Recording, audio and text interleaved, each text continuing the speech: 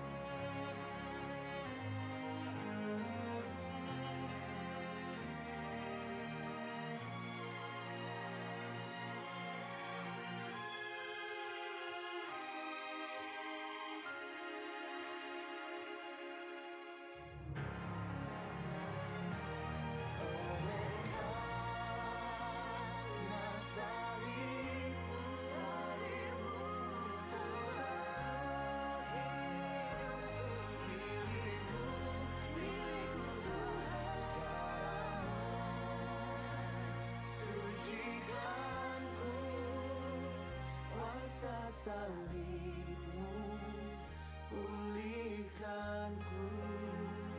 Kuasa salibmu,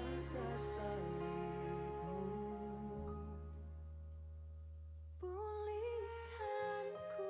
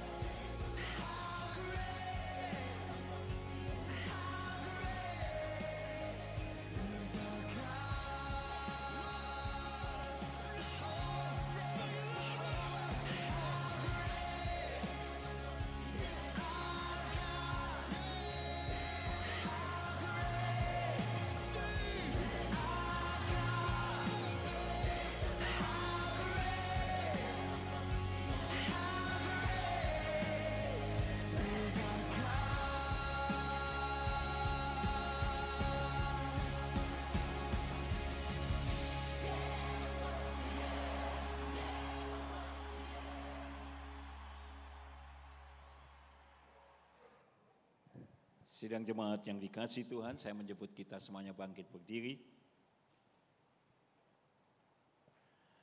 Masuklah melalui pintu gerbangnya dengan nyanyian syukur, ke dalam pelatarannya dengan puji-pujian. Bersyukurlah kepadanya dan pujilah namanya, sebab Tuhan itu baik, kasih setianya untuk selama-lamanya, dan kesetiaannya tetap turun-temurun. Dan kita semuanya mengaku bahwa sesungguhnya pertolongan kita datangnya dari pihak Tuhan yang menciptakan alam semesta beserta dengan seluruh isinya. Kiranya damai dan sejahtera dari Tuhan kita Yesus Kristus turun dan beserta dengan kita semuanya dari awal ibadah kita sampai selama-lamanya. Mulia bagi Bapa.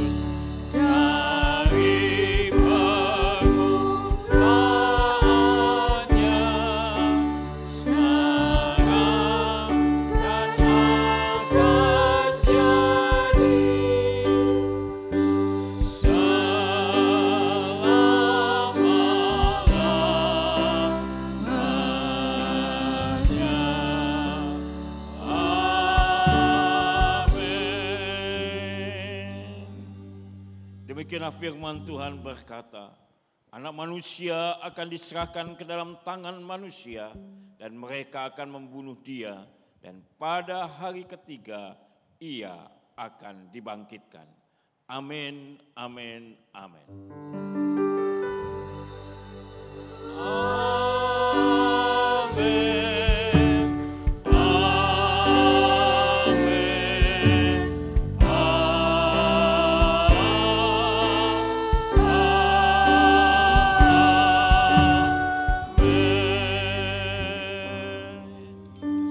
Dipersilakan duduk kembali. Selamat pagi Bapak Ibu yang dikasihi Tuhan. Shalom. Hari ini kita boleh bertemu kembali di rumah Tuhan. Dan secara khusus minggu ini kita memulai akan masa raya Paskah kita. Minggu ini kita memperingati akan Minggu Palmarum atau seringkali juga disebut dengan Minggu Palem, di mana mengingat akan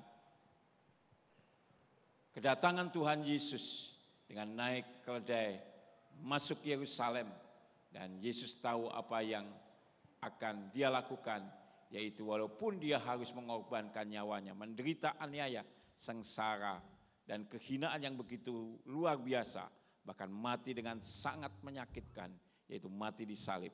Dia rela melakukannya demi kita semuanya, supaya setiap kita yang percaya boleh diselamatkan.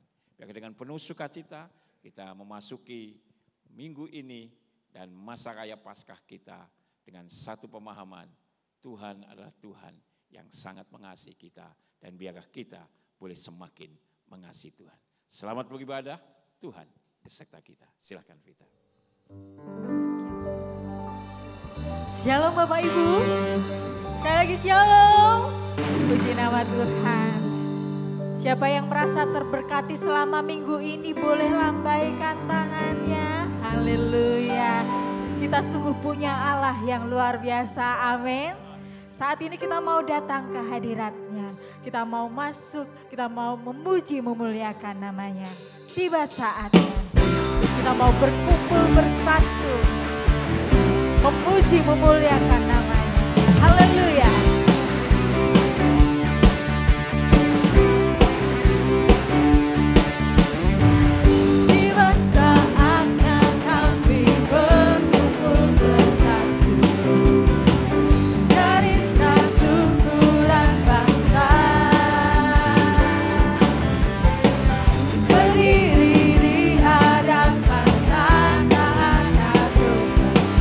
Suara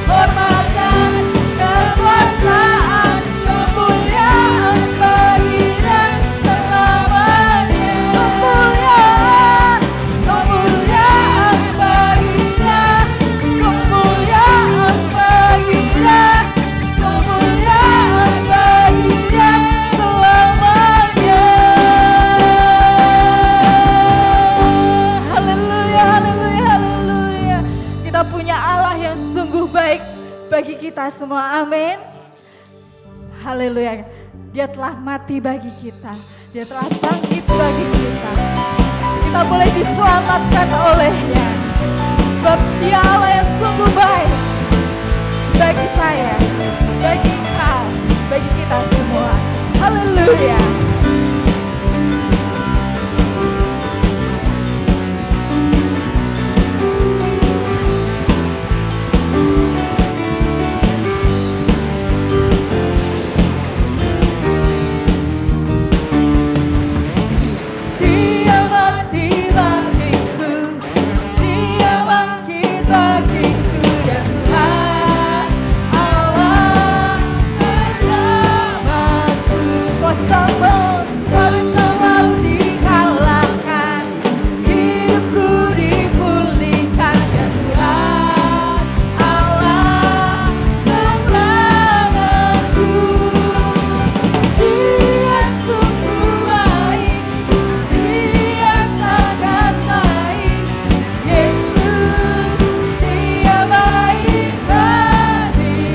Katakan dia sungguh baik, dia sangat baik.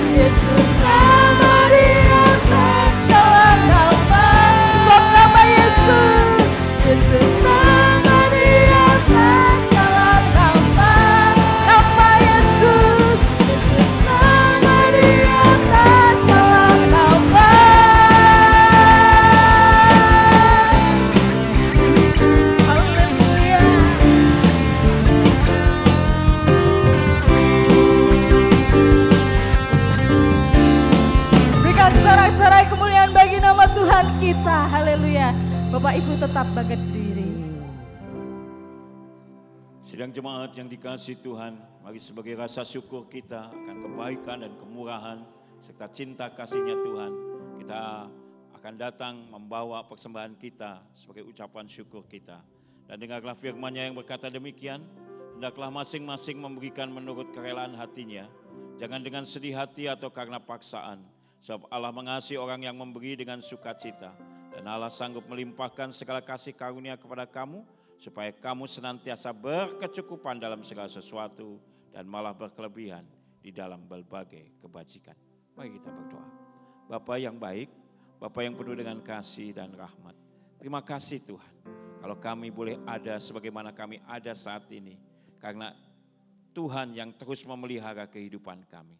Tidak peduli musim kehidupan kami seperti apa, Tuhan selalu ada, menuntun, menyertai setiap kami.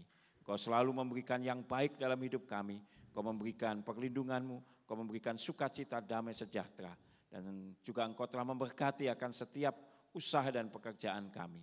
Oleh karena itu Tuhan, pada pagi hari ini dengan penuh rasa syukur kami membawa persembahan kami, baik itu persembahan persepuluhan kami, persembahan syukur kami, dan persembahan-persembahan lain untuk kemuliaan nama Tuhan. Kuduskan dan layakkan menjadi persembahan yang berbau harum di hadapan Tuhan. Dan ketika kami memberikan seperti apa yang Tuhan mau, maka Tuhan sanggup melimpahkan segala kasih karunia kepada kami, supaya kami senantiasa berkecukupan dalam segala sesuatu, dan malah berkelebihan di dalam berbagai kebajikan. Sucikan persembahan kami, sucikan hati kami, dipakai untuk kemuliaan nama Tuhan dan pekerjaan Tuhan.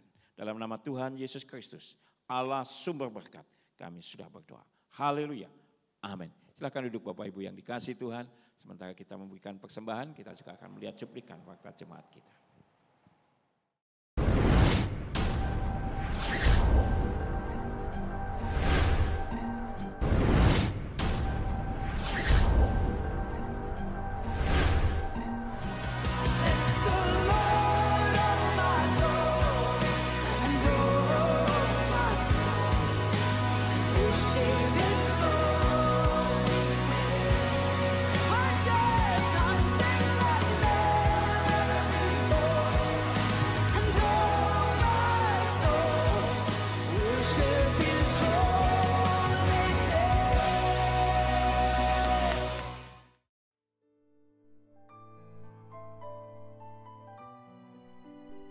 Shalom saudara, info pelayanan firman Tuhan dalam ibadah Paskah Minggu 20 April 2025 dalam ibadah subuh jam 5 pagi dan jam 9 pagi, ibadah akan dilayani oleh Pendeta Sugiarto dengan tema Ku Menang, Ku Menang. Selamat mengikuti berita Sola Gracia. Tuhan Yesus memberkati.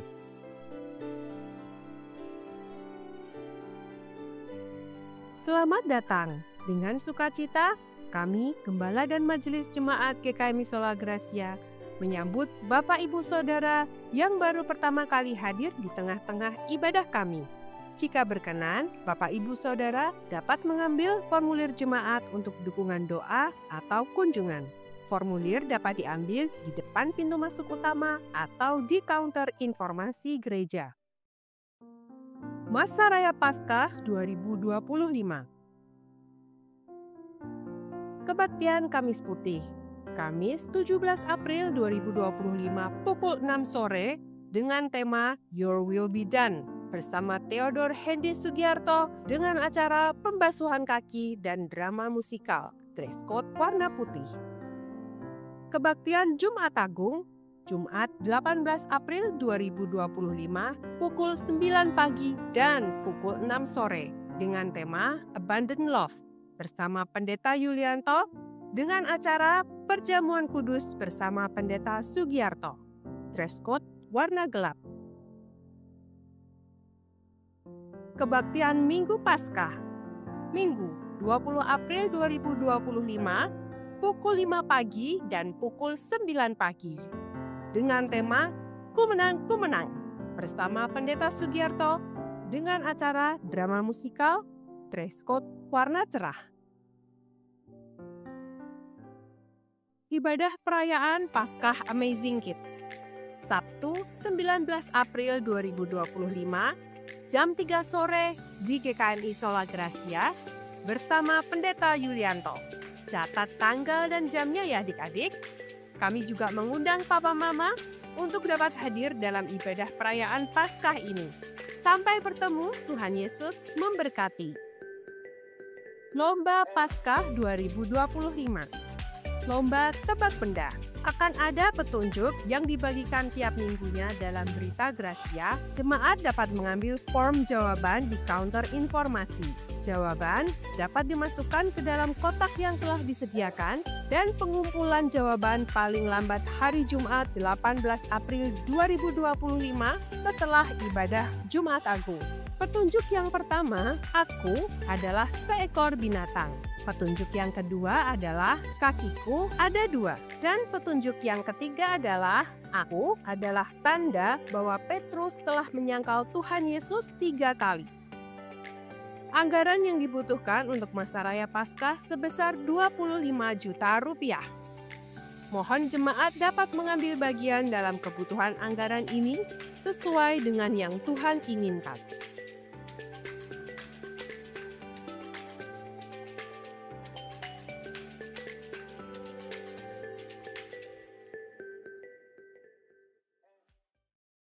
Retreat keluarga besar GKMI Sola Gracia akan diadakan pada hari Minggu hingga Senin, tanggal 11 hingga 12 Mei 2025 di Amanda Hill, Bandungan. Berikut biaya kontribusi untuk anak-anak di bawah usia 5 tahun gratis. Anak-anak usia 5 sampai 11 tahun sebesar Rp125.000. Anak-anak di atas 11 tahun hingga dewasa sebesar Rp250.000.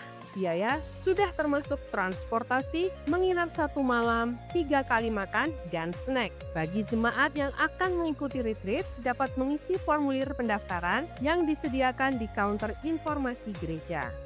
Pendaftaran akan ditutup sampai tanggal 30 April 2025 atau sampai kuota terpenuhi. Serta bagi jemaat yang ingin menabung, dapat menabung melalui counter informasi gereja setiap hari Minggu setelah ibadah 1, 2, dan 3. Retreat Komisi Anak Amazing Kids. Retreat anak akan bergabung dengan retreat keluarga besar GKMI Sola Gracia. Minggu sampai Senin, 11 sampai 12 Mei 2025. Dengan biaya kontribusi sebesar Rp125.000 per anak. Anak-anak akan dibagikan celengan untuk menabung. Celengan akan dikumpulkan paling lambat hari Minggu 4 Mei 2025 saat ibadah Komisi Anak. Mohon dukungan dari Papa dan Mama. Tuhan Yesus memberkati. Laporan keuangan GKMI Sola Gracia periode Maret 2025 dapat dilihat di papan pengumuman gereja. Dan berikut adalah jemaat yang berulang tahun sepanjang minggu depan.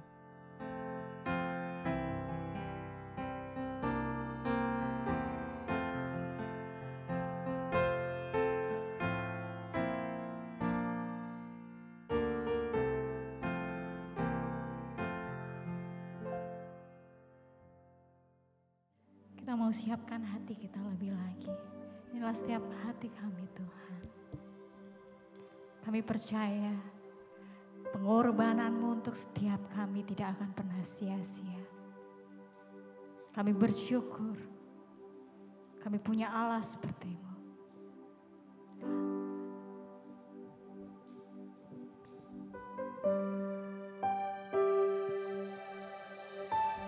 Terima kasih Tuhan buat pengorbanan-Mu yang begitu sempurna untuk setiap kami.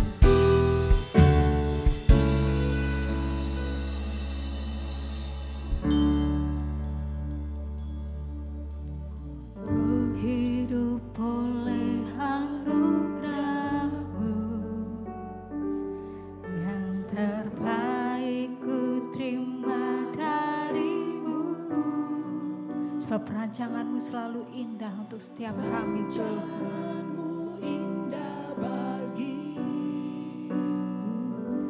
Sebab ku hidup selalu di dalam-Mu.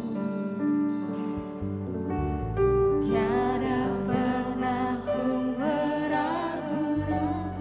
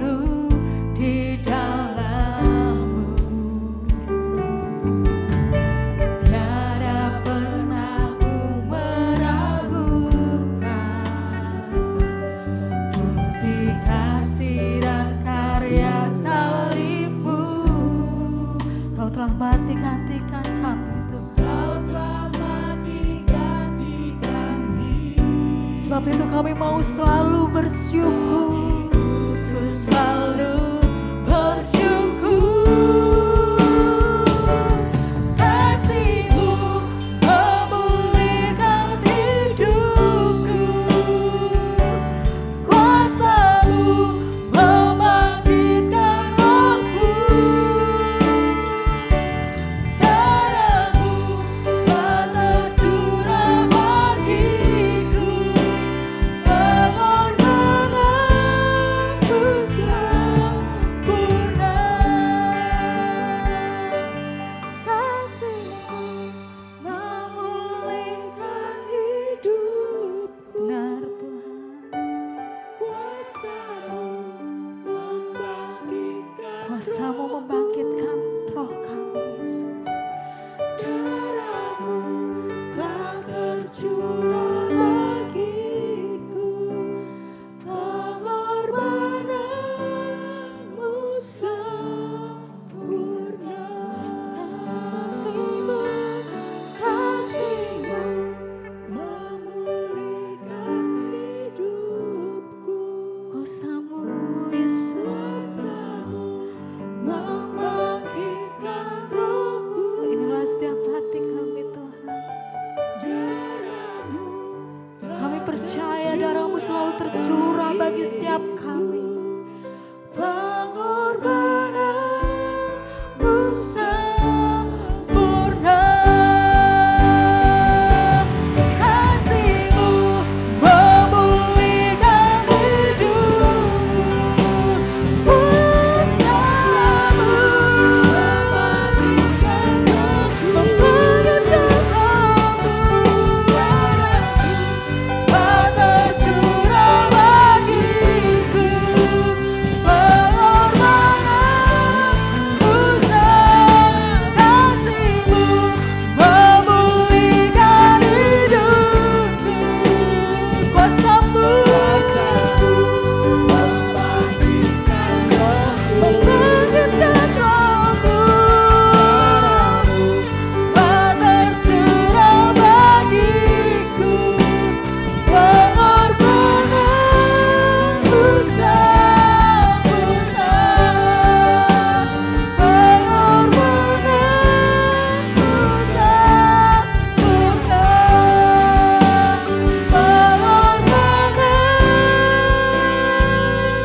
pengorbananmu sempurna,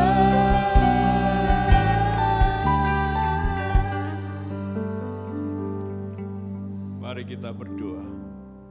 Tuhan, terima kasih karena kasih-Mu pada kami dan pengorbanan-Mu pada kami, sehingga kami memperoleh hidup yang kekal dan hidup dalam kemenangan.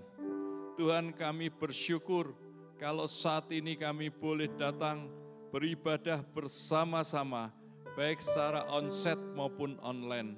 Kami bersyukur Tuhan, dimanapun kami berada, biarlah Roh-Mu yang kudus akan menguasai pikir kami, akan menguasai hati kami, akan menguasai ruang dengar kami, sehingga Roh-Mu yang kudus boleh bekerja dengan leluasa, dan Roh-Mu yang kudus akan mengajarkan kami kebenaran firman-Mu dan membukakan kebenaran firman-Mu dalam hidup kami. Tuhan, urapi kami semua dengan Roh-Mu yang kudus, dan biarlah hamba-Mu boleh berkata-kata menyampaikan kebenaran firman-Mu. Dalam nama Tuhan Yesus kami berdoa. Amin. Silakan duduk. Bapak, Ibu sekalian, Shalom. Baik yang di sini maupun yang hadir secara online, saya sungguh senang sekali bisa melayani Tuhan melalui mimbar ini. Dan tema yang diberikan menurut saya sangat bagus, sengsara membawa nikmat. Ini maknanya sangat dalam sekali. Oleh sebab itu perlu kita bersama-sama merenungkannya. Seringkali ketika menyambut Paskah, karena kita sudah tahu Tuhan sudah bangkit, Tuhan sudah menang, ya. Maka kita persiapkan semuanya dengan gembira, sukacita. Bahkan seringkali karena banyak acara disusun, kita menjadi lupa akan makna Paskah yang sebenarnya. Dan kita pada minggu ini diajar mengingat kembali bahwa inilah minggu sengsara, di mana Tuhan mulai menghadapi kesengsaraan-kesengsaraannya dan akhirnya sampai pada kematiannya di kayu salib. Kita tentu semangat menyambut Paskah ya. Saya lihat semua semangat. Juga ada tebak-tebakannya. Ya, sudah dikasih 3 clue. Mungkin semua sudah pada ngerti. 1 binatang, 2 berkaki, 2, 3 ada hubungannya dengan Petrus sebelum menyangkal katanya ya. Yang keempat saya tambah ya, karena saya hobi kuliner, biasanya dipakai untuk soto. Nah, supaya semua jemaat lebih semangat untuk mengikuti acara tebak benda ini. Baiklah, kita akan membaca kebenaran firman Tuhan. Ini satu undangan buat kita semua dari Tuhan kita. Mari kita buka Matius 11 ayat 28 sampai dengan yang ke-30.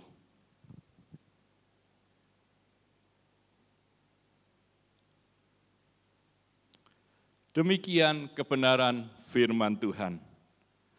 Marilah kepadaku semua yang letih lesu dan berbeban berat. Aku akan memberikan kelegaan kepadamu. Pikulah kuk yang kupasang dan belajarlah padaku, karena aku lemah lembut dan rendah hati, dan jiwamu akan mendapat ketenangan. Sebab kuk yang kupasang itu enak dan bebanku pun ringan. Bapak Ibu yang dikasihi Tuhan, akhir-akhir ini dunia dihebohkan dengan banyak hal.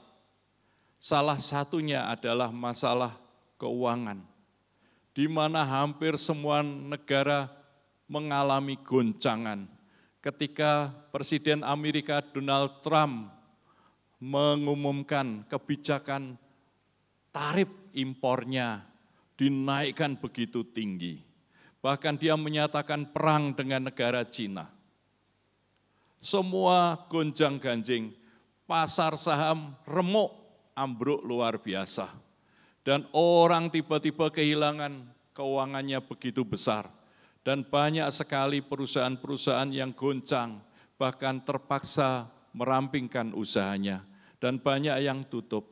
Dan kita tahu harga-harga naik begitu cepat. Ya.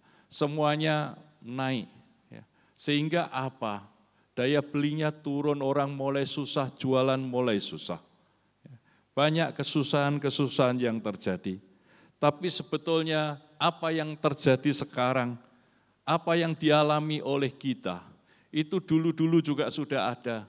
Kesusahan-kesusahan itu bentuknya berbeda-beda. Tetapi kesusahan orang masing-masing mempunyai kesusahannya. Oleh sebab itu Tuhan kita yang sudah menang terhadap segala kesusahan dan sengsara, memberikan undangan kepada setiap orang untuk datang kepadanya. Ketika engkau menghadapi kesusahan, masih ada Tuhan. Sehingga engkau diundang, marilah kepadaku semua yang letih lesu dan berbeban berat, aku akan memberikan kelegaan kepadamu. Memberikan kekuatan yang dari Tuhan. Karena apa? Tuhan sendiri sudah mengajarkan kepada kita bahwa penderitaan itu harus dihadapi. Penderitaan itu harus dilalui dan harus dikalahkan. Oleh sebab itu, tema khotbah pada minggu ini begitu menarik dan sangat mendalam maknanya, yaitu sengsara membawa nikmat. Kita tahu bahwa sebetulnya orang yang patut dihukum adalah orang yang salah. Kita tahu ketika ada orang melakukan tindakan kriminal atau berbuat salah, lalu berurusan dengan polisi.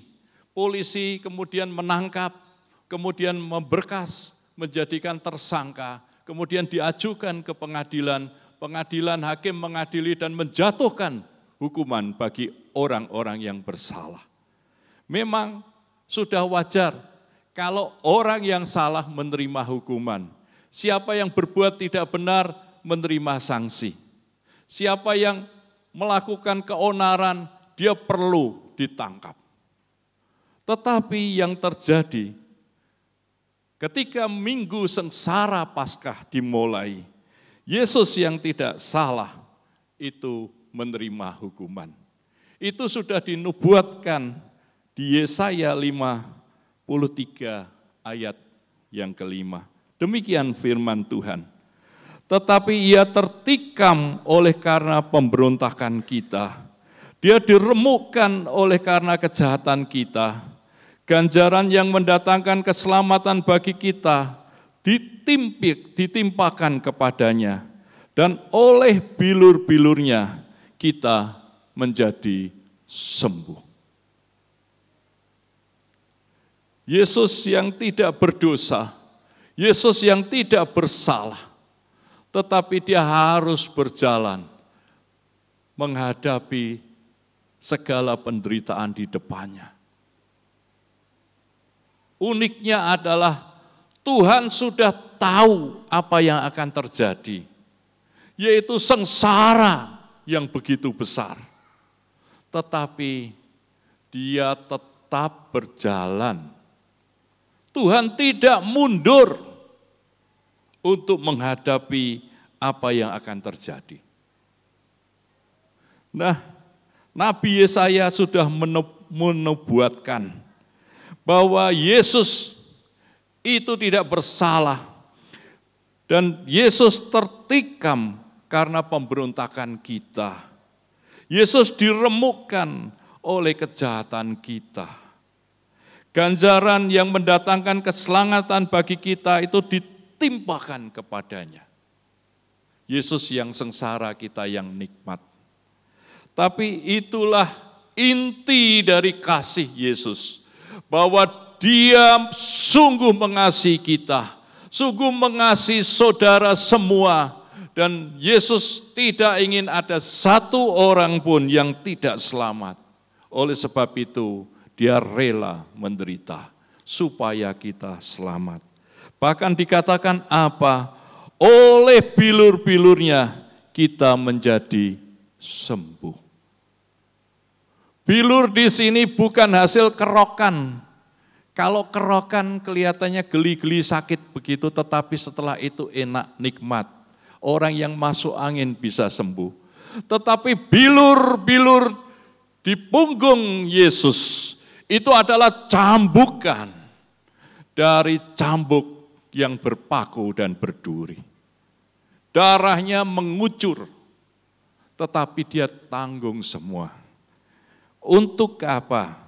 Supaya kita selamat dan oleh bilur-bilurnya kita menjadi sembuh. Nah, inilah sengsara yang membawa nikmat. Yesus yang sengsara, kita yang nikmat. Dan selanjutnya kita juga diajar bahwa penderitaan Yesus disalib itu merupakan jalan keselamatan. Kita baca juga di 1 Petrus 2 ayat 24. Kalau Nabi Yesaya tadi adalah menubuatkan sebelum terjadi, dia sudah menubuatkan bahwa Yesus akan menderita. Sedangkan di 1 Petrus ini adalah saksi dari penderitaan Kristus. Dan dia mengatakan di 1 Petrus 2 ayat yang ke-24. Demikian bunyinya. Ia sendiri telah memikul dosa kita di dalam tubuhnya di kayu salib. Supaya kita yang telah mati terhadap dosa, hidup untuk kebenaran. Oleh bilur-bilurnya kamu telah sembuh. Dengan adanya penderitaan Kristus, terjadi perubahan hidup, terjadi transformasi hidup. Kita yang dulunya berdosa dan harus mati kekal, sekarang menerima keselamatan dan menerima hidup kekal. Itulah perubahan hidup, di mana Yesus yang mengalami penderitaan adalah Yesus yang memberikan jalan menuju keselamatan. Banyak orang yang berusaha dengan keras dan segala daya upayanya untuk selamat. Tetapi Yesus memberikan keselamatan buat manusia yang tidak berdaya. Karena apa? Sekeras apapun usaha manusia untuk selamat, dia pasti akan gagal. Tetapi karena kasih karunia, maka Yesus memberikan keselamatan itu, membukakan jalan keselamatan bagi setiap orang. Dan dari penderitaan yang seringkali dihindari oleh kita semua, Yesus mengajarkan bahwa penderitaanlah menghasilkan pembentukan karakter. Semua orang tidak senang kalau menghadapi masalah. Semua orang tidak senang kalau sakit. Semua orang tidak senang ketika hidupnya sulit, ekonominya sulit.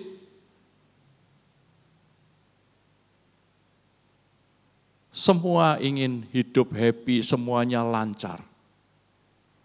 Tetapi kita belajar bahwa karena penderitaan, maka terjadi pembentukan karakter.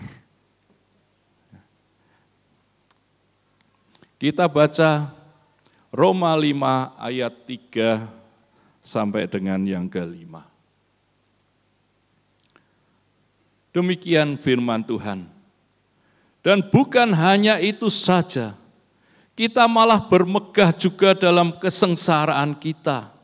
Karena kita tahu bahwa kesengsaraan itu menimbulkan ketekunan. Dan ketekunan menimbulkan tahan uji. Dan tahan uji menimbulkan pengharapan. Dan pengharapan tidak mengecewakan. Karena kasih Allah telah dicurahkan di dalam hati kita oleh Roh Kudus yang telah dikaruniakan kepada kita. Penderitaan itu juga mengandung kebaikan. Sengsara itu juga membawa kebaikan. Karena apa? Dengan kesengsaraan itu bisa menimbulkan ketekunan. Kita tahu bahwa orang-orang Indonesia yang banyak sukses dan akhirnya sampai jadi konglomerat, itu pada awal mula hidupnya tidak mudah.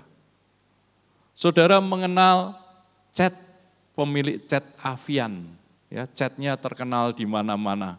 Itu salah satu konglomerat dari Surabaya. Ketika dia mengisahkan kisah hidupnya, ternyata tidak mudah. Ketika kecil, berumur 8 tahun, dia harus bekerja, membantu orang tuanya, sementara teman-temannya pada bermain dan bergembira. Dia harus berdiri di depan toko, bukan saja mengambilkan barang, tetapi harus bisa menjawab pertanyaan-pertanyaan dari konsumen. Cat apa yang baik? Mengapa baik? Berapa harganya? Mana yang cepat kering? Mana yang untuk kayu? Mana yang untuk tembok? Anak yang baru berusia 8 tahun, dia dibentuk oleh kesukaran. Akhirnya justru kemudian dia sukses mengembangkan usaha yang dirintis oleh orang tuanya. Sekarang menjadi salah satu konglomerat. Nah, kesulitan hidup seringkali membentuk orang menjadi tangguh. Seringkali membuat orang belajar untuk tekun, untuk mau diproses. Generasi muda sekarang karena media sosial online begitu merajalela, itu sangat memengaruhi pola hidup. Anak-anak sekarang sudah pinter-pinter, mereka bisa mengerti banyak hal, asal bermain HP dan terus-terusan bermain HP, dia bisa mengerti banyak hal. Bahkan dulu kita itu tidak mengerti, karena apa? Zaman saya kecil, itu untuk mengerti hal yang lain itu harus baca buku. Dan buku itu di samping harganya mahal juga carinya susah. Atau kita membaca surat-surat kabar sehingga kita ngerti berita di mana-mana. Tetapi anak-anak sekarang dengan handphone di tangan, dia bisa mengerti banyak hal, bahkan di banyak negara dengan cepat. Mereka pinter, tetapi sesungguhnya mentalnya seringkali rapuh. Mereka tidak siap ketika harus menghadapi kesulitan hidup. Karena apa? Banyak sekali orang-orang dimanja oleh orang tuanya. Nasihat dari konglomerat ini mengatakan, Pak, apakah anak Bapak juga dimanja? Kan Bapak sudah kaya. Dia mengatakan tidak. Saya belajar dari orang tua saya. Anak itu harus disayangi, tapi tidak dimanja. Makanya anak-anaknya pun dari kecil dikasih uang saku yang wajar saja. Kemudian mereka juga sudah diajari berusaha. Sekolah itu penting, tapi berusaha dari kecil itu lebih penting. Itu yang diajarkan. Jangan karena kita memanjakan anak, justru nanti setelah dewasa, anak itu tidak bisa mandiri. Kesengsaraan itu menghasilkan ketekunan. Sesuatu yang kelihatannya berat, jangan dihindari, dihadapi. Karena apa? Ketika orang itu bisa tekun menghadapi kesulitan-kesulitan hidupnya, maka dia akan menjadi orang yang punya mental tahan uji. Dan tahan uji itu menghasilkan pengharapan. Ketika orang itu bisa melalui kesukaran demi kesukaran dalam hidupnya, maka levelnya akan naik. Dia akan terus belajar dan bisa melihat hidup lebih luas. Dan dia bisa melihat masa depannya bahwa itu harus dibentuk sendiri dan dibentuk bersama Tuhan yang mengasihinya. Ini yang menjadi dasar bahwa penderitaan itu akan terjadi pembentukan karakter. Dan dari penderitaanlah orang belajar banyak hal dalam hidupnya. Jadi jangan dihindari, kesulitan itu harus dihadapi. Nah, kita juga belajar sebagai orang-orang Kristen. Kalau kita mengaku bahwa kita itu orang Kristen, itu artinya kita itu pengikut Kristus. Nah, kalau pengikut Kristus, maka kita harus meneladani Kristus. Kita harus mengikuti jejak Kristus. Kita harus mengikuti apa yang Tuhan mau sebagai orang-orang Kristen. Tuhan mau memberkati kita, tetapi Tuhan mau kita menjadi murid yang baik, menjadi pengikut yang setia. Kita belajar untuk mengikuti jejak Kristus dalam penderitaan. Kita baca Lukas 9 ayat 23. Demikian kebenaran firman Tuhan. Setiap orang yang mau mengikut aku, ia harus menyangkal dirinya, memikul salibnya setiap hari, dan mengikuti aku. Setiap orang. Kalau kita mengaku sebagai orang Kristen, pengikut Kristus, saudara tidak bisa menghindar dari panggilan ini. Setiap orang yang mau mengikut aku, ya harus menyangkal dirinya. Memikul salibnya setiap hari dan mengikut aku.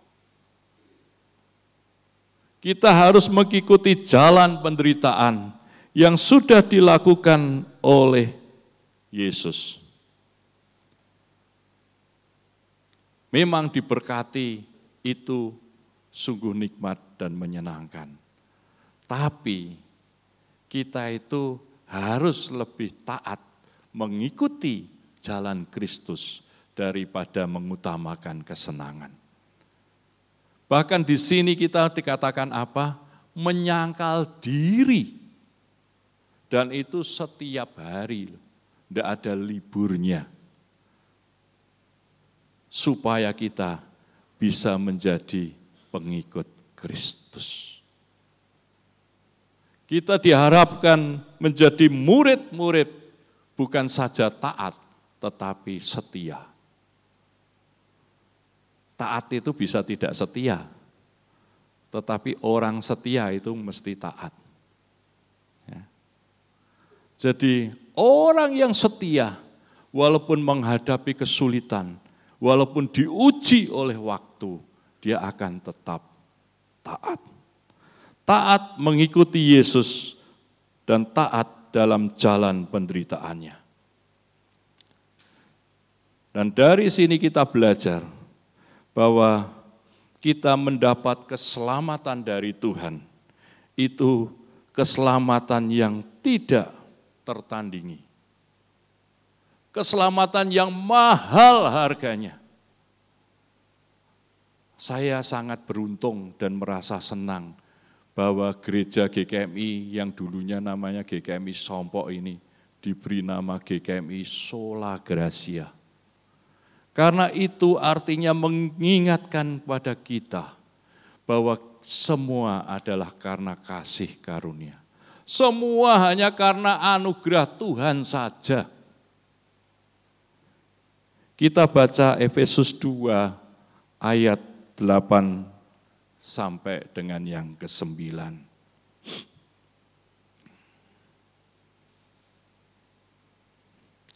Sebab karena kasih karunia kamu diselamatkan oleh iman. Itu bukan hasil usahamu, tetapi pemberian Allah. Itu bukan hasil pekerjaanmu. Jangan ada yang memegahkan diri.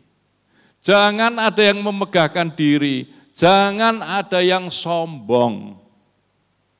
Maka kita itu tidak boleh menghakimi sesama kita. Ada banyak dosa dalam hidup kita. Mungkin dosamu adalah malas, dosamu mungkin zina, dosamu mungkin korupsi, dosamu mungkin tidak mengasihi, engkau mungkin sering menyakiti orang lain. Semua orang itu berdosa. Tidak ada yang boleh memegahkan diri. Saya selalu mengatakan, gereja itu adalah kumpulan dari orang-orang yang berdosa. Yang dipanggil oleh Tuhan dan mau mendengar. Jadi jangan sampai ketika engkau ke gereja, engkau merasa paling hebat, paling suci, paling benar sendiri. Enggak ada. Semua orang itu berdosa. Apapun dosanya, tetapi oleh kasih karunia Allah kita itu diselamatkan. Oleh karena pemberian Allah saja kita diselamatkan. Jadi jangan ada yang memegahkan diri. Kemudian kita tahu bahwa dari kesengsaraan Tuhan itu juga menghasilkan pengharapan yang kekal. Ya. Mari kita baca Yohanes 14 ayat yang ke-19. Tinggal sesaat lagi dan dunia tidak akan melihat aku lagi. Tetapi kamu melihat aku, sebab aku hidup dan kamu pun akan hidup. Sebab aku hidup dan kamu pun akan hidup. Orang-orang yang mengenal Tuhan pasti juga akan mati. Tapi matinya cuma sekali, mati secara ragawi. Semua orang pasti akan mati.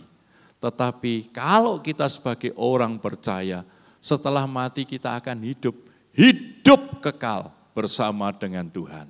Karena apa? Sebab dia hidup. Dia sudah menang atas dosa.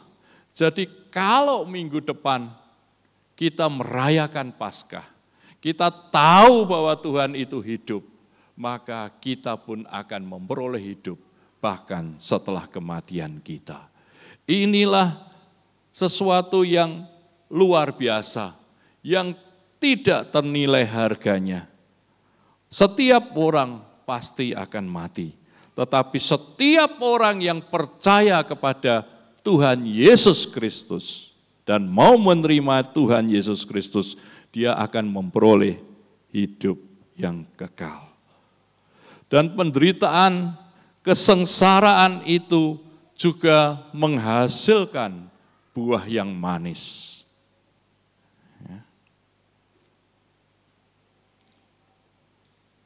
Buah yang manis didapat dari transformasi hidup. Seringkali kesengsaraan, penderitaan, hidup yang sulit, itu suatu waktu akan menjadi kenangan yang indah. Banyak di antara kita yang dulu hidupnya sulit, kemudian sekarang enak. Saudara bisa mengenang, oh betapa indahnya Tuhan menolong aku dari dulu hidupku yang sulit penuh penderitaan, yang bukan siapa-siapa, kemudian punya masa depan yang baik, punya hidup yang baik. Sehingga kesengsaraan hidup seringkali berbuah kemanisan. Hanya orang yang mau dibentuk oleh kesulitan, hanya orang yang mau dihajar oleh kesengsaraan dan tidak lari dari tanggung jawabnya, dia akan merasakan manisnya kehidupan. Suatu hari dia akan mengenang, Tuhan sudah menolong saya melewati liku-liku hidup yang sulit, yang sukar. Dan kita mengenangnya sebagai buah yang manis. Tetapi orang yang selalu dimanja dan tidak pernah melalui kesulitan hidup, dia akan menyesal. Kenapa dulu aku tidak menyadarinya? Seringkali kan begitu. Kenapa dulu aku mengambil sikap yang salah? Kenapa dulu aku mengambil keputusan yang tidak benar? Mari kita juga belajar dari 2 Korintus 5 ayat yang ke-17.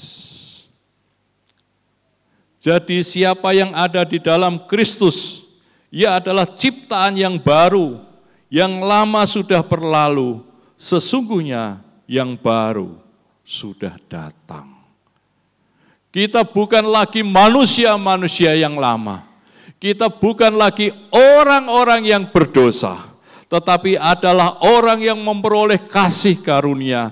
Hidup kita harus diubahkan. Hidup kita harus berubah. Kalau masih sama, artinya kita hanya Kristen-Kristenan atau Kristen KTP. Tetapi kita harus mengubah hidup kita menjadi hidup karena kasih karunia, menikmati keselamatan dari Tuhan, menikmati pengharapan di dalam Tuhan, dan menikmati hidup dipimpin oleh Tuhan. Dan ketika kita menghadapi kesulitan-kesulitan, akhirnya kita bisa tetap tegar dan bisa menjadi saksi Kristus. Seperti yang dilakukan oleh Rasul Paulus. Dia menghadapi kesulitan-kesulitan hidup. Setelah bertobat hidupnya tidak mudah. Pelayanannya banyak, tetapi musuhnya banyak. Dikejar-kejar orang, bahkan hendak dibunuh. Dia dipenjara, dia harus melakukan perjalanan-perjalanan yang berat. Pelayanan masih, bekerja juga masih. Akibatnya apa? Hidupnya penuh dengan tekanan. Tetapi Paulus setia mengikut Tuhan sampai akhir. Tetapi Paulus menjadi rasul yang besar karena dia diberi kekuatan oleh Tuhan. Dan dia bisa memberikan kesaksian dalam hidupnya yang ditulis dalam Filipi 4 ayat yang ke-13. Yang demikian bunyinya, segala perkara dapat kutanggung di dalam Dia yang memberikan kekuatan kepadaku. Orang-orang Kristen, orang-orang beriman, anak-anak Tuhan menghadapi kenyataan hidup yang sama dengan orang-orang lain, tetapi memiliki sikap yang berbeda. Karena dia tahu bahwa jalan hidup itu harus dipilih. Dia memilih jalan Tuhan, memilih jalan kebenaran daripada jalan kesenangan. Dia memilih jalan untuk setia kepada Tuhan daripada jalan yang mudah. Menjadi anak-anak Tuhan bisa tetap setia kepada Tuhan kalau dia itu sadar bahwa Tuhan sudah memberikan kasih karunia dan memberikan contoh menghadapi penderitaan. Maka segala perkara dapat kutanggung di dalam Dia yang memberi kekuatan kepadaku. Sengsara Tuhan membawa nikmat.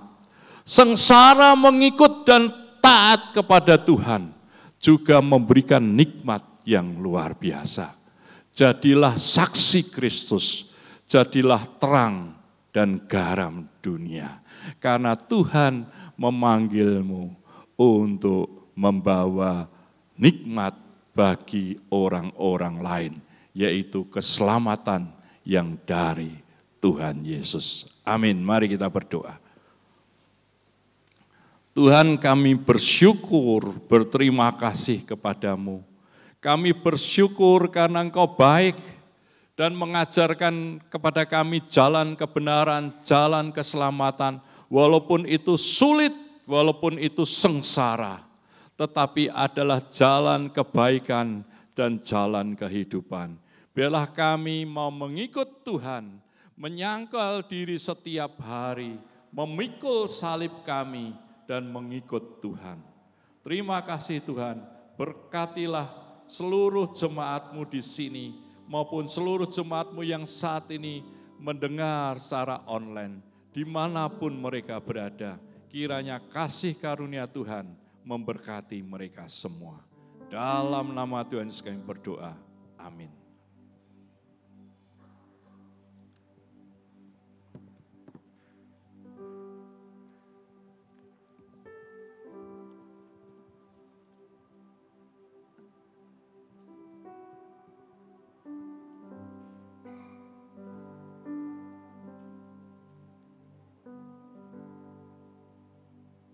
Terima kasih Pak Lukas yang telah memberkati kita semua dengan kebenaran firman Tuhan. Saudaraku yang dikasihi Tuhan, mengapa mulai minggu ini dinamakan dengan minggu kesengsaraan? Karena inilah awal Tuhan Yesus masuk Yerusalem. Dia tahu apa yang ada di depan. Dia harus menderita begitu luar biasa. Penghinaan, cacian, bahkan pengkhianatan dari orang yang dia percaya, yaitu Yudas, salah satu muridnya. Dia harus menderita begitu hebat. Sampai di Taman Getsemane, dia meneteskan titik-titik darah sampai mati di atas kayu salib. Itu membuktikan apa, saudaraku? Bahwa Tuhan tidak main-main. Dosa itu sesuatu yang sangat-sangat mengerikan. Oleh karena itu, sesuatu yang begitu merusak, sedemikian hebat dan luar biasa, yang menghancurkan hidup orang, bahkan membinasakannya dalam kebinasaan kekal. Beberapa hari terakhir ini, media sosial di Indonesia dihebohkan dan beberapa hal yang mengerikan, yang rasanya nggak pernah masuk akal. Bagaimana mungkin seorang dokter yang dipercaya oleh pasiennya, dia seorang dokter di rumah sakit di Bandung, sedang menempuh untuk spesialis anestesi, tapi justru dia menggunakan apa yang dia pelajari selama ini, dan spesialnya adalah anestesi, pembiusan, saudaraku. Justru dia membius pasiennya sendiri, anak daripada pasiennya, dan melakukan pemerkosaan sedemikian luar biasa. Belum itu selesai, seorang yang rasanya terhormat, yaitu seorang guru, dan ini bukan guru biasa. Ini adalah guru besar, profesor, saudara. Di sebuah universitas sangat terkenal di Jogja, melakukan hal yang sama kepada para mahasiswinya. 13 kalau tidak salah, ngeri kan? Dosa itu saudara tidak kenal siapa. Entah Anda seorang yang berpendidikan tinggi, punya derajat yang tinggi. Dosa itu merusak, menghancurkan. Beberapa minggu ini juga dunia jagat media sosial dihebohkan ketika ada seorang pengakuan dari seorang model dewasa yang mengatakan ada hubungan dengan seorang mantan pejabat. Dan itu menghebohkan, merusak semuanya. Anda lihat. Jangan pernah main-main dengan dosa. Dosa itu menghancurkan. Makanya firman Tuhan kan berkata ketika Yesus berkata tentang iblis, bahwa dia itu akan datang untuk apa? Membunuh dan membinasakan. Mencuri, membunuh dan membinasakan. Mencuri apa yang sudah kita capai. Mencuri apa damai sejahtera. Membunuh fisik. Ya, orang di penjara sudah tidak bisa. Dan membinasakan. Saya mau katakan biarlah momen minggu kesengsaraan ini mengingatkan kita betapa luar biasanya Tuhan untuk menebus dosa dan kesalahan kita. Dia tidak mengutus malaikatnya. Seperti pada peristiwa Natal, dia beritakan, tapi dia datang sendiri menghadapi semuanya. So, setiap orang yang percaya kepadanya tidak binasa melainkan peroleh hidup yang kekal. Dan biarlah seperti firman Tuhan tadi, kita boleh terus mengikuti jejak-jejak daripada Tuhan untuk terus tekun, setia beribadah. Ya. Dosa itu akan mengintip kita setiap saat. Orang ibadah aja bisa jatuh, apalagi yang enggak. Orang berdoa itu aja bisa jatuh, saudara. Apalagi kalau kita enggak doa. Jadi saya mau katakan, yuk, minggu kesengsaraan ini yang ditandai dengan orang sering sebut dengan Minggu Palmarum atau Minggu Palem. Hari ini kita banyak lihat palem di gereja kita. Mengingatkan Yesus dengan kasih-Nya telah menebus dosa kita. Karena itu jaga hidup kita makin setia, sejalan dengan Tuhan. Kesulitan selalu ada, tapi Tuhan selalu memberi kekuatan kepada kita semuanya. Amin. Terima kasih Pak Lukas. Tanyakan satu pujian tadi.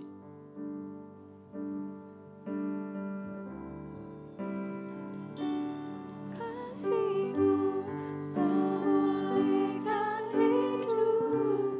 kita bangkit berdiri bersama. Kuasa-Mu membangkitkan rohku, darah-Mu telah tercurah bagiku, pengorbanan-Mu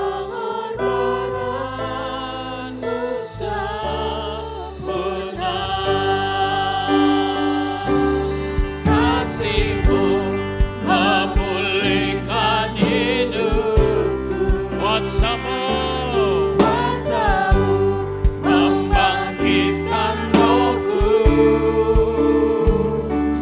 darah-Mu telah tercurah bagiku, pengorbanan-Mu sempurna. Ku hidup oleh anugerah yang terbaik, ku terima dari-Mu, rancangan-Mu indah bagi, sebab ku hidup selalu di dalam-Mu, tiada pernah ku meragukan bukti kasih dan karya salib-Mu. Kau telah mati gantikan hidupku, sebab itu selalu bersyukur. Kasih-Mu memulihkan hidupku, kuasa-Mu membangkitkan rohku, darah-Mu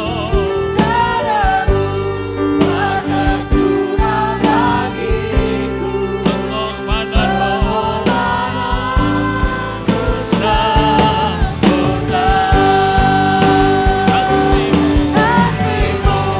memulihkan hidupku, kuasa-Mu membangkitkan rohku, darah-Mu telah tercurah bagiku,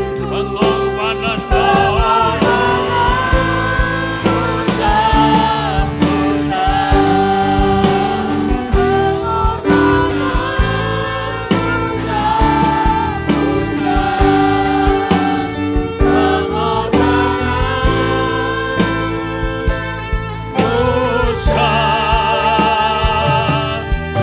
sempurna,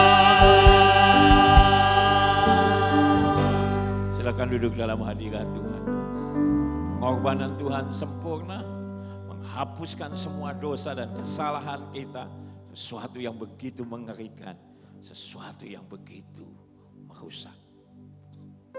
Dan pagi ini saudaraku, kalau ada di antara Bapak Ibu saudaraku, apapun yang sedang kau hadapi, percayalah kita punya Tuhan yang sanggup menolong kita. Tuhan sudah memberi yang terbaik, maka yang lain akan Tuhan tolong.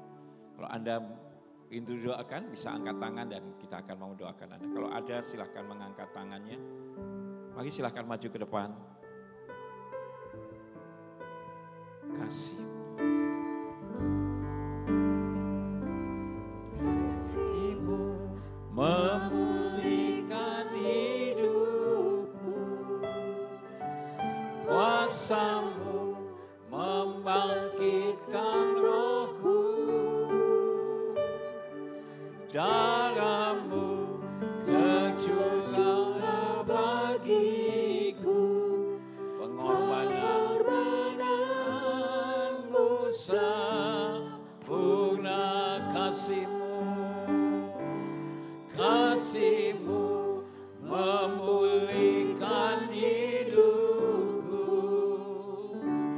kuasa-Mu membangkitkan rohku,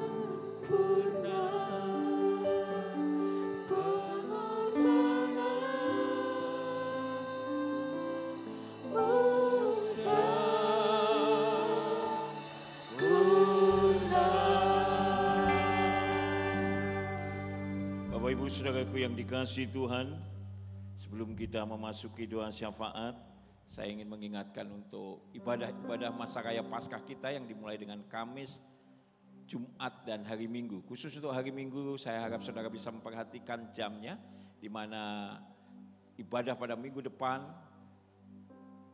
ada 2 kali ibadah saja, yaitu pukul 5 pagi, Fajar Paskah, dan pukul 9. Jadi yang jam 7 dan jam 6 sore digabung semuanya dalam 2 kebaktian itu. Jadi saya harap saudara bisa memperhatikan jam ibadah kita. Dan di Kamis 17 memang ada pembasuhan kaki, tapi pembasuhan kaki tidak dilakukan kepada kita semuanya, tapi akan ada perwakilan 12 jemaat yang sudah ditunjuk panitia sebagai simbol daripada pembasuhan kaki. Jadi saudara bisa hadir dalam Kamis maupun Jumat, dan di mana Jumat ada 2 kali kebaktian dan ada perjamuan kudus. Dan jangan lupa ada tebak benda, ya. Bendanya ada di mana? Ada di situ. Saudara, nanti kita buka semuanya apakah jawaban saudara betul atau tidak, ya. Dan kalau saudara sudah merasa yakin, Anda bisa langsung mengisi untuk dimasukkan. Nanti jadi kalau banyak yang betul bagaimana Pak? Ya, misalnya jawabannya gajah, saudaraku, ya. Semua gajah, begitu ya, saudara, ya. Ya, kita undi. Nanti yang dapat undian itu nanti yang pemenang dan dapat sarung gajah duduk, saudaraku. Nah, saudaraku yang dikasihi Tuhan, jadi silakan ya, nanti kita lihat ya pada minggu depan ini. Demikian juga untuk keluarga besar, kita doakan dan dukung ya. Sudah hampir sekitar 200 peserta ya, target kita sekitar 300. Saya harap saudara bisa mulai mendaftarkan ya pada retret yang istimewa ini, karena ini tidak diadakan setiap tahun, saudaraku, mengingat biayanya yang cukup besar ya. Demikian kita akan doakan juga sahabat-sahabat kita yang ulang tahun di sepekan yang lalu. Oleh karena itu saya minta untuk bangkit berdiri yang berulang tahun sepekan yang lalu: Filipus Slamet Riyadi, Glorius Yasvis Erliawan, Kristianto, Samuel Giovanno Gavanli, Heru Sasmito Adi, Sukirman, Justin, Mujiono, Ruth Delvi Marwarni Nainggolan, Rahel Dian.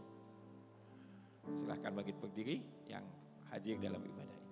Mari kita akan berdoa untuk saudara-saudara kita ini. Bapa yang baik, sungguh hati kami dipenuhi dengan ucapan syukur bersama dengan saudara-saudara kami sepanjang pekan yang lalu yang berulang tahun yang hadir dalam ibadah yang kedua ini. Tuhan, kami berdoa bagi semua sahabat dan saudara kami ini, biar berkat Tuhan yang terbaik Tuhan alirkan dalam hidup mereka. Umur panjang, kebahagiaan, sukacita, dan damai sejahtera Tuhan limpahkan atas hidup mereka. Diberkati keluarganya, diberkati pekerjaannya, diberkati studinya, diberkati pelayanannya. Dan Tuhan memimpin mereka terus. Tuhan terus tambah-tambahkan kesetiaan mengiring Tuhan sampai akhirnya. Biar damai sejahtera dari Tuhan memenuhi hati, pikiran, dan roh mereka semuanya. Dibuatnya berhasil. Dalam nama Tuhan Yesus kami sudah berdoa. Haleluya. Amin. Silakan duduk kembali. Kita lanjutkan doa syafaat kita. Bapa yang baik, terima kasih untuk hari ini kami boleh memasuki Minggu Palmarum. Terima kasih untuk firman-Mu yang disampaikan oleh Pak Lukas. Dan terus berkati hamba-Mu ini, baik dalam keluarga, pelayanan, dan apapun yang dikerjakan, usahanya diberkati di dalam nama Tuhan Yesus. Terima kasih Tuhan, kasih sayang-Mu limpah. Kami juga berdoa untuk kelanjutan dalam masa Minggu Kesengsaraan ini, dalam Kamis Putih maupun Jumat Agung. Kau akan menolong, biarkah melalui Kamis Putih kami melihat kembali betapa kasih-Mu begitu besar sampai Engkau Guru yang agung rela membasuh kaki para murid. Dan kami boleh bersama-sama menikmati akan kasih sayang Tuhan dalam acara Kamis Putih maupun Jumat Agung, di mana dalam Jumat Agung kami juga diundang Tuhan untuk mengikuti perjamuan kudus. Sucikan dan kuduskan hidup kami semuanya sehingga layak untuk makan roti dan anggur sebagai lambang daripada tubuh dan darah Kristus. Dan kami akan datang dalam minggu depan dalam ibadah Paskah juga dengan penuh sukacita dalam Fajar Paskah jam 5 pagi maupun ibadah jam 9. Tuhan akan memberkati semuanya. Kau berkati panitia yang sedang dan terus bekerja. Tuhan juga memberkati untuk kebutuhan dana sehingga apa yang dibutuhkan untuk semua kelancaran daripada Paskah ini juga boleh tercukupkan. Tuhan juga menolong kami, memberi seperti apa yang Tuhan taruh dalam hati kami. Terima kasih Tuhan, berdoa juga untuk Hidayat Keluarga Besar, Kau juga dari gereja kami pada Minggu dan Senin 11 dan 12 Mei di Amanda Hill Bandungan. Tuhan akan menolong semuanya dan biarlah semuanya juga membawa kemuliaan nama Tuhan. Terima kasih Bapa, kami juga berdoa untuk dunia di kehidupan kami ini yang sedang menghadapi situasi yang tidak mudah. Tuhan tolong khususnya juga bangsa dan negara kami mengambil kebijakan-kebijakan yang mensejahterakan kehidupan rakyat. Kau juga memberkati setiap kami di tengah-tengah situasi yang tidak mudah. Biarlah damai sejahtera, sukacita dan berkat-berkat-Mu tetap Tuhan alirkan di dalam kehidupan kami semua. Ajar kepada kami untuk terus makin setia, makin mengasihi Tuhan. Terima kasih Bapa, kami serahkan seluruh doa syafaat kami di dalam nama Tuhan Yesus Kristus. Haleluya. Amin. Mari kita bangkit berdiri bersama-sama kita akhiri ibadah. Kita mau mengagungkan Dia, sebab Allah kita Allah yang besar. Haleluya.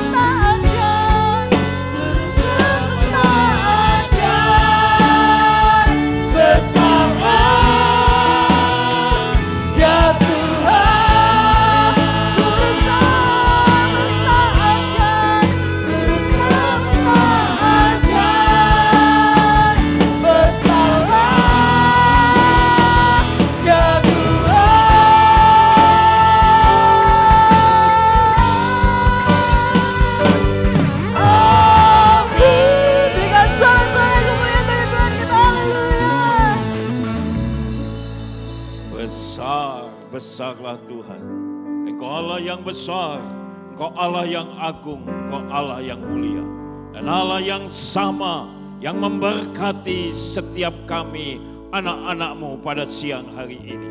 Diberkati pribadi demi pribadi, diberkati keluarga demi keluarga, diberkati akan setiap pekerjaan kami, diberkati akan setiap usaha kami, diberkati akan setiap bisnis kami, diberkati akan setiap studi kami, diberkati akan setiap pelayanan kami, bahkan diberkati akan setiap apapun yang kami lakukan di dalam Engkau. Tuhan membuatnya berhasil. Dan biarlah perlindungan-Mu turun atas setiap kami. Pasukan malaikat-Mu menjagai, mengkawali kami. Baik perjalanan jauh maupun dekat, siang ataupun malam. Keluar masuk kami semuanya dalam berkat perlindungan kuasa Tuhan Yesus Kristus. Dan ajar kepada kami untuk senantiasa hidup dalam kekudusan, hidup dalam kebenaran, hidup dalam kesetiaan dan ketaatan akan firman-Mu. Terima kasih Bapa, dan saatnya kami boleh pulang dengan membawa berkat Tuhan yang berlimpah ruah turun atas hidup dan kehidupan kami semuanya. Yaitu bahwa Tuhan memberkati engkau dan melindungi engkau. Amin. Tuhan menyinari engkau dengan wajah-Nya dan memberi engkau kasih karunia. Amin. Tuhan menghadapkan wajah-Nya kepadamu dan memberi engkau damai sejahtera. Amin. Mulai dari saat ini sampai Maranatha, Tuhan Yesus datang kali kedua menjemput kita semuanya masuk dalam kemuliaan sorga yang kekal dan menerima mahkota kemenangan. Haleluya. Amin.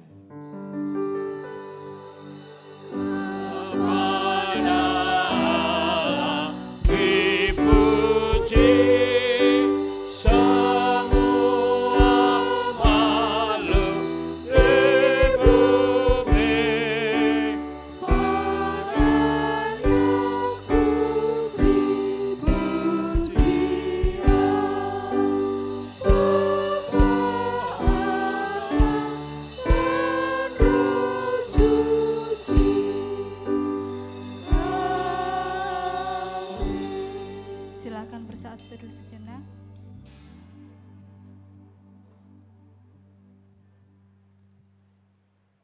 Selamat berhari Minggu, Tuhan Yesus memberkati.